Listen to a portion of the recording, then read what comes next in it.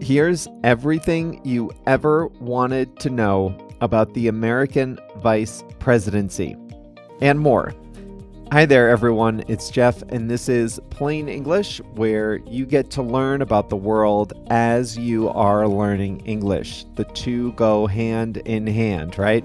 We always start with a story, and then we move on to a lesson about a common English expression. In today's story, the presidents get all the attention, but today we're going to talk about the vice presidency.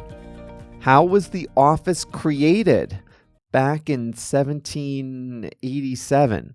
What are the powers of the American vice president, and how are they chosen? This should be a fun, lighthearted episode for you in a heavy political season. In the second half of the episode, I'll show you how to use the English expression on the same page. This is episode number 717 of Plain English, which means JR has uploaded the full package to plainenglish.com/717, and that includes the transcripts, the translations, and the exercises. plainenglish.com/717. Before we start today's story, I'd just like to remind you that the podcast is just one part of how we can help you upgrade your English skills. At plainenglish.com, you can make faster progress with active learning strategies. You can take quizzes, do activities, listen to the fast version of the audio, watch video workshops, practice what you learn, and even join a live call with JR and me. It's all about helping you build your skills to become a better, more confident English speaker. Sound good? Go to plainenglish.com to start your free 14-day trial today. Now, let's jump into today's story.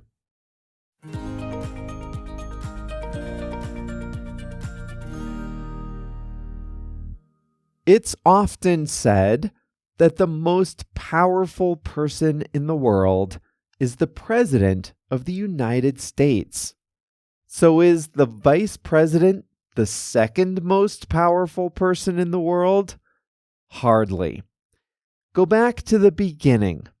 The Vice Presidency was almost an afterthought in the creation of America's Constitution. There was a constitutional convention between May and September of the year 1787. Every state at the time was represented. Only in September, the last month, did the delegates deal with the vice presidency. There was a little bit of debate in which they genuinely worried about the VP getting bored. They gave the vice president a few unimportant duties and, after a short discussion, moved on to other topics. The vice presidency was clearly not a priority. In the original Constitution, the vice presidency went to the candidate with the second most votes in the presidential election. In other words, the loser in a two-man race became the vice president. That's not how it is today. The Constitution was amended in 1804. Today, the parties nominate a ticket. A president and a vice president are a package deal. They run and serve together. The loser of an election, thankfully, has no role in the government. But the responsibilities of the office are the same today as they were in the beginning. The vice president is the ceremonial leader of the Senate, the upper house of the legislature. And in the case of a tie vote in the Senate, the vice president breaks the tie. With only 100 senators, ties happen with some regularity. And of course, if a president dies or cannot serve, the vice president assumes the presidency. That's not a lot, but it is important. 45 men have taken the oath of office to be president. 8 have died during their terms, a worrying rate of 18%. The current office holder is 81. For that reason, many presidents include the vice president in critical decisions and moments. They call upon their number twos to give advice and to speak on behalf of the administration. The vice president often takes charge of initiatives or advises the president on specific issues. A good vice president always supports the president without ever grabbing the spotlight for himself or herself. There are a lot of ribbon cuttings, speeches, visits to schools and businesses, foreign trips, and things like that. Some vice presidents have made a larger impact than others. Joe Biden, as vice president to Barack Obama, helped negotiate with the legislature where he had served for decades. Dick Cheney, vice president to George W. Bush, handled large parts of the security and foreign policy portfolio in the years after September 11th.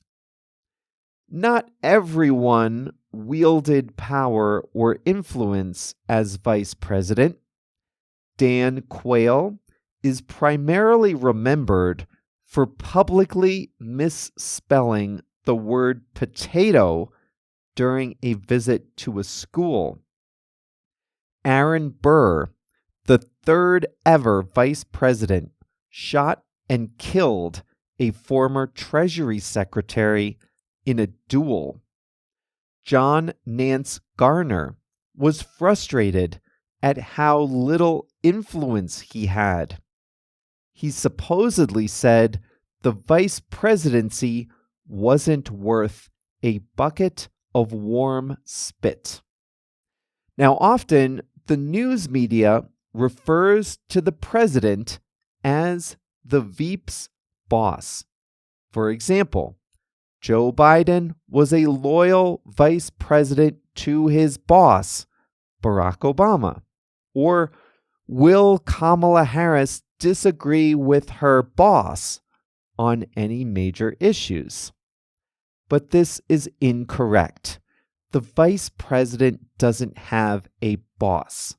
Although the presidential nominee picks the vice president before the election, after the election, they are both constitutionally elected officers. They have vastly different powers, but one cannot fire or supervise the other. It's hard for vice presidents to later run for the presidency. Vice presidents don't have much power, but they get all the blame if things aren't going well. In their September 2024 debate, Donald Trump pointedly asked why Vice President Kamala Harris hadn't done anything to solve inflation or illegal immigration in the 3.5 years she had been in office. Harris did her best to skirt the issue and assert herself as an individual without repudiating the administration she serves in. Still, that was Trump's strongest point in their one debate. How do presidential candidates pick their running mates, their vice presidential candidates? I'd like to believe they pick the ones that would make the best president if needed, or that they pick running mates that can balance out the main candidate's weaknesses on policy issues and contribute to the administration. There is some of that, but many times the running mate is chosen with the election and not the future in mind. Candidates look at voter demographics and determine where they're relatively weak. Then they select a running mate who is likely to appeal to that type of voter. The race in 2024 illustrates this. Kamala Harris was a prosecutor and a senator from California. She picked a school teacher and former governor from the middle of the country. He balances out her appeal. Donald Trump is 78. His running mate is 40. Trump is from a rich New York family. J.D. Vance is the author of a memoir about growing up poor in the mountains. There's balance. It's also important for running mates not to have too many skeletons in their closets, embarrassing things from their pasts that would hurt the combined ticket. Days after Trump picked J.D. Vance, the world was treated to old podcast recordings of Vance saying people without children shouldn't have much influence on the future of the country. Oops.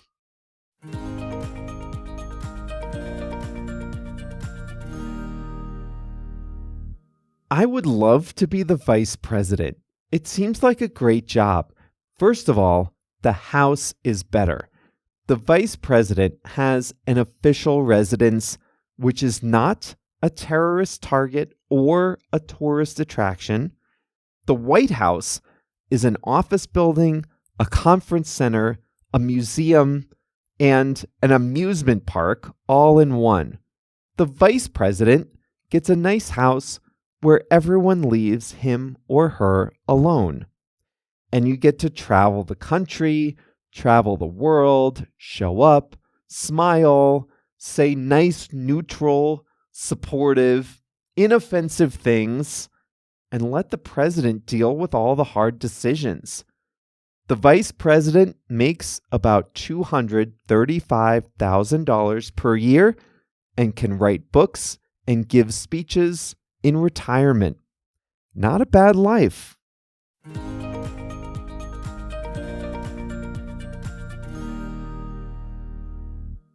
On the same page. Do you remember in school? I don't know if your school was like this, but in my school, the teachers would often teach and refer to the textbook. So when you were listening to the teacher, you were looking at the book, listening and looking, and hopefully learning. Well, this really only worked if you were looking at the right page. So that's what I want you to think about when we talk about on the same page. This is a kind of business/workplace slang, and a lot of times the business office buzzwords come and go and are not worth learning. But this one is. This is really common. On the same page. On the same page is an expression we use when people share the same understanding or are working in sync. If you're on the same page with someone, you're thinking alike, or you're working together. If you're not on the same page, you don't share the same understanding, or you're not working well together. Being on the same page is good. You want to be on the same page as the people you're working with, and especially the people you're working for. You can use on the same page to confirm that everyone understands what has been said or what's expected. This often happens in discussions or meetings when people need to be clear on what's been said or agreed. For example, you might hear someone say, "I want to make sure we're on the same page about the deadline. We absolutely have to finish this by Friday." If someone says that, the person wants to confirm that everyone understands the deadline is Friday. There is no confusion. There will be no excuses later. Friday night comes. The project is not done. One of the team members says, "Oh, we can finish it over the weekend." And the frustrated project leader might say, "Look, I thought we were on the same page about this." That means I thought we had agreed. I thought we all understood. I thought there was no confusion that the deadline was Friday. If someone says, "I thought we were on the same page about this," that person is not happy with you. That's a way of saying you broke your word, or you didn't meet your obligations, or you didn't do what was expected. Now, for people or teams to work effectively together, they have to be on the same page. So we often use on the same page when talking about two people or two groups or more working together toward a common goal, coordinating, sharing information, things like that. Now, in this sense, it's not just about understanding, but making sure that everyone is aligned in what they are doing. They're working in sync. What one person does makes sense vis-a-vis what another person is doing. For example, the marketing and sales teams need to be on the same page to launch the campaign successfully. This means that both teams need to work together smoothly to reach a common goal. You can say, "Get on the same page with someone." So you might say, "We need to get on the same page with the marketing team about the upcoming promotion." That's not about casting blame. That just means there might be some confusion. It's important that we work together. It's important that we be connected. It's important that we share a common understanding. So we need to get on the same page with the marketing team. That means we need to set up a meeting. We need to talk. We need to develop a common understanding. We need to make sure we work well together. We need to get on the same page. Well, this is so funny. I just have to tell you, I said in a previous episode that the worst thing that can happen to a politician is for people's suspicions about him or her to be confirmed. And people suspected that Vice President Dan Quayle was not very smart. And they kept pressing him to release his grades from college, and he never did, and people just did not think he was very smart. So he goes to a school in Trenton, New Jersey. This is 1992. He's the sitting vice president. He's in the middle of a re-election campaign. He's at a school, in a classroom, and he hosts a spelling competition for the children. And he calls a child up. This kid might be 8, 10 years old. He calls the child up to the front of the room and tells him to spell the word potato on the chalkboard, and the kid writes it correctly. And Dan Quayle, the vice president of the United States, looking really smug and smart, he tells, and this is on camera, he tells the kid to put an E at the end of potato. He corrects the student. He says, look, the way you wrote it, that's correct phonetically. That's how it sounds, but that's not how it's spelled. You need an E at the end of potato. So the confused child, he spelled it right to begin with. Now he puts an E at the end of potato. I'm telling you, potato does not have an E in it. The poor child. And you know what all the other adults do? All the guys wearing suits, there with the vice president, they all clap, and nobody had the heart to stand up for this kid and tell him he got it right to begin with.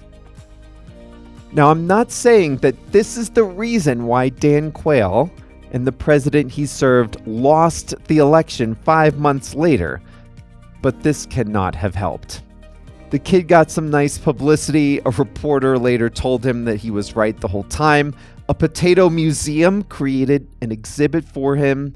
Merriam-Webster sent him a dictionary, and the comedian David Letterman invited him on his television show. All right, well, the music is over. That means this officially ends the episode. We'll see you back here on Monday. Tell me if this has happened to you. You're speaking or writing in English, and then you just hit a wall. Like, you know what you want to say, you know it shouldn't be too hard, but you just don't have the tools to say it in English. Sometimes that happens because you don't know a vocabulary word, but more often it's because you don't have the tools to connect your thoughts and express more complex ideas. I'm talking about tools like ever since, barely any, despite, so much so, and many more. And these are pretty complicated tools. That's why we've made step-by-step video workshops about each of them. We call these workshops the toolkit. With the toolkit, you'll soon be able to express more of your great ideas in English. Just go to plainenglish.com and sign up for a free 14-day trial, and you'll unlock the full toolkit. Watch as many video workshops as you like. And best of all, you can practice using what you learn and get personal feedback from me. Go to plainenglish.com today to start your free 14-day trial.